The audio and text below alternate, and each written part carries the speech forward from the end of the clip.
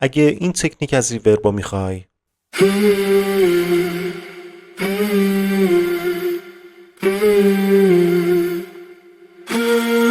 پیج اینستاگرام ما رو دنبال کنید، کانال یوتیوبمون رو سابسکرایب کنید، چون قراره کلی تکنیکای جذاب دیگه براتون بذاریم. برای لاین وکالت یه روت ترک بساز.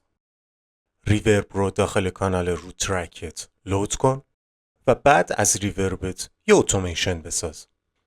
روی این بخش از اتومیشنت کلیک کن، بخش Articulator Tools Analyze Audio File. اجازه بده که فایل صوتیت آنالیز بشه. دوباره بخش Articulator Files Flip Vertically. دوباره در این بخش ریوربمون رو نرم میکنیم تا نرمتر اعمال بشه. قبل از افکت